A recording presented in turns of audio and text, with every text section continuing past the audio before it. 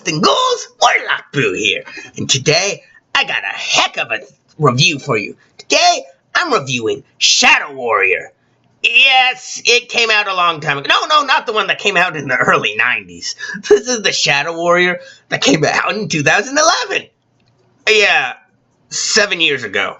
Yes, I'm late to recording it, but I didn't have a YouTube channel for that. Why didn't I record it 2 years ago? View it 2 years ago? Hey, I didn't even know about the game till recently, okay? So, shush. Alright, so what is Shadow Warriors and why am I reviewing it? Shadow Warriors recently was a game that was free on Xbox Live if you had gold, and I happened to download it. Well, I played it, and I gotta say, this game is not what I thought. Shadow Warriors is a remake of a 1997, 89 game, something along that lines. I can't remember exactly. Where the original game was a Doom clone, where you played as Lo Wang, a martial arts teacher that had to save the world from demons. Not much more on the story than that, except he liked to make dirty jokes, and he was a horrible Asian stereotype. This game kind of has that. You play as Lo Wang, assassin for hire by the Mafia. And you are an asshole. He admits he is an asshole. He is okay with being an asshole. Well, you are sent to retrieve a sword. Your master, I guess, wants. Unfortunately, hell literally breaks loose. And some kind of golem, or as you learn later, it's a whisper, gets it. And you have to go retrieve it. The whole gameplay of this feels very much like Doom. I mean, if this came out after the 2016 Doom, I would say it's a clone, but it isn't. So I'm almost looking at this, the way it plays, the gameplay plays, the way it looks, and I'm almost like, I think Bethesda took inspiration from this for the Doom remake. I may sound crazy for that, but plays very much like Doom. Enemies just explode. It's you against armies of enemies, and you are so overpowered, it's not even funny. They run from you. They get terrified of you. You can cut off their arms and legs. They'll try and crawl after you or crawl to get away, and you can slaughter them. It's quite fun. I like games like this that are shooters, but they're goofy shooters. Now, the mechanics are quite easy. You don't have a lot of weapons. You have a nice little weapon wheel, but they're nice and diverse. You get a pistol, a shotgun, a rocket launcher, a flamethrower, a crossbow, some other weapons I can't think of off the top of my head, and a sword, a katana sword, and throwing stars that come with it. Now, the game itself at first is kind of bland. Like I said, it feels a lot like Doom, but there doesn't feel to be a lot going on at first. At first, the whole beginning of it is you go to get the sword, you fail, you're locked up, but as you're locked up, demons explode, and one of them takes the sword, the golem woman, and you have to go retrieve it, and you have to work with another demon. This demon worked for the person that originally had the sword. His name is Hoji. He turns into a mask to sit on your belt and give you advice. He is actually hilarious. He works perfect with Lo Wang. They're both assholes, but they're different types of assholes. Hoji is a little more crazy, a little less, he wants to watch the world burn. While Lo Wang is an asshole, but as he goes, he starts to become less of one. He starts to see himself for what he is and want to change. Now, the first part of the game is very much just shoot and get through. But once you catch that first whisper, you stab it. And that's when the game changes. The game changes just from this basic shooter kill to a deep storied game. When you kill the Whisper, you see a memory of whoever put their memory within the Whisper so it would become to life. And you start to get pieces of the story. Why the demons are invading. What they want the sword for. What they're going after. You learn there are 3 pieces to the sword. You got to put all 3 together to create the full sword.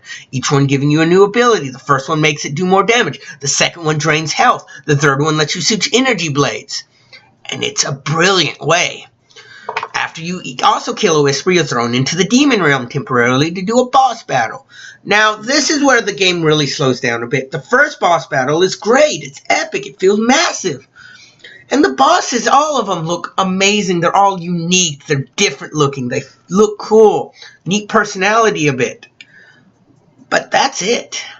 They all feel the same in the end. When you fight them, you all shoot the glowing parts, wait for the crystal to appear, and shoot that to weaken them. Over and over and over again. Rinse and repeat for all of the bosses you fight. All except one, but I'll get to him. Which is kind of annoying, actually. As you go, you start to get more of the story. You get to learn more about Lo Wang. And yes, he does make some dirty jokes, but he's never over the top. This version of Lo Wang, I like way better than the original. Hoji makes more of the dirty jokes in Lo Wang, and I kind of like how they split that off. Lo Wang doesn't do as many puns with his name like in the original, but Hoji does. Hoji always makes a joke how Lo Wang likes to go bang bang. Stupid jokes like that. But just to annoy Lo Wang, and I like that. The two characters really do start to bond throughout it, and it becomes a really generally good storyline. You have plenty of different enemy types. You have your normal demons who are a little annoying, but they're very close range and easy to take care of. You got undead skeletons. You got summoners. You got these giant demons. You got flying demons. You got so many different types that you never feel like you're sick of seeing one type. You sure they're coming at you at waves, but there's so many versatile ways. There's only one demon I felt was unfair.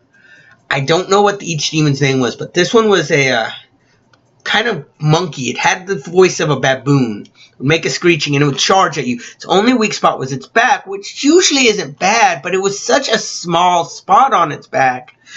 And it blocked it normally by just standing up. You had to really fight it hard.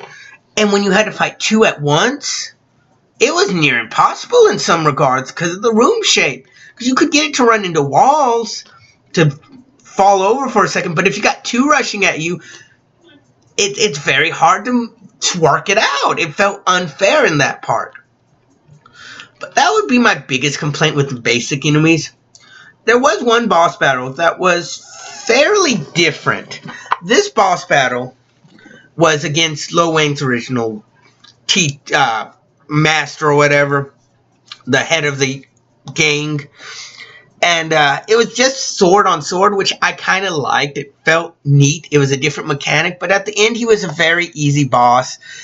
And just not really, not great as I think. I wish they had made him. But really, he was satisfied enough. Now, I'm about to go into some spoilers for the end of the game. So if you haven't played it and you don't want to know this, end this video now. I'll go ahead and tell you, I give this a solid play. But the end of this game, I'm going to reveal in 3, 2, 1. Now, the end of this game made me almost cry.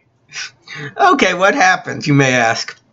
Well, you go through and you see the memories. As you're going, you have to get back Hoji at one point, who gets dragged back in, and he's about to let go of his, make a whisper of you to let go of his memories of you.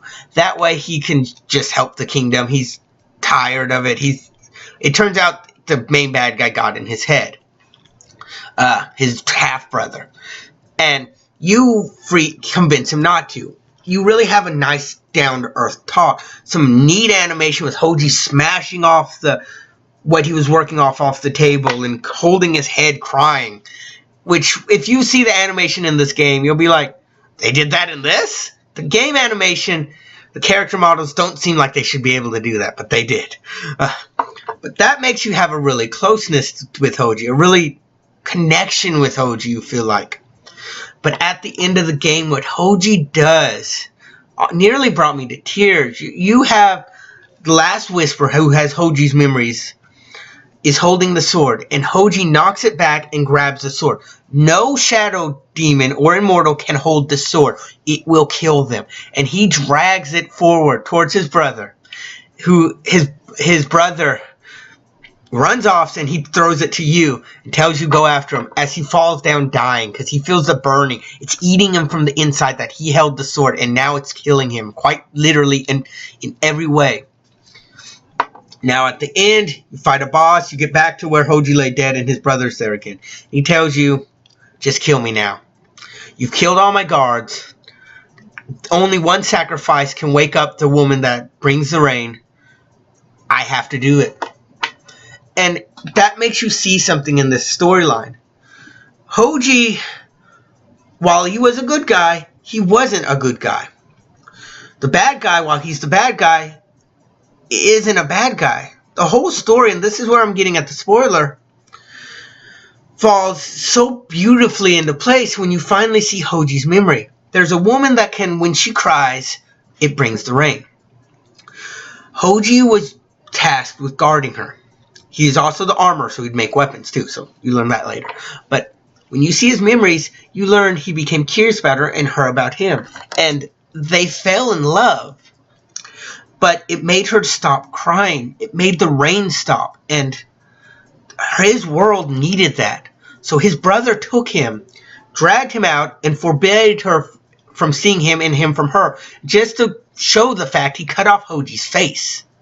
That's why Hoji wears a mask all the time. Hoji, though, was angry, hurt.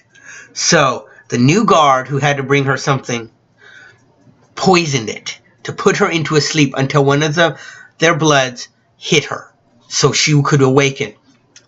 Now, and then he took the memory, made the whispers, took the memories, and put them in there so he wouldn't remember her or know why.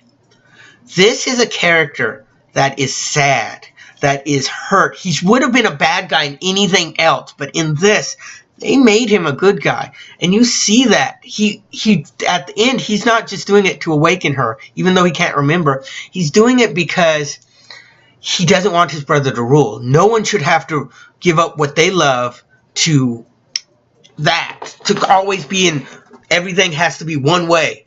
No, he wants a little bit of chaos in it. He wants new ways to happen, different ways.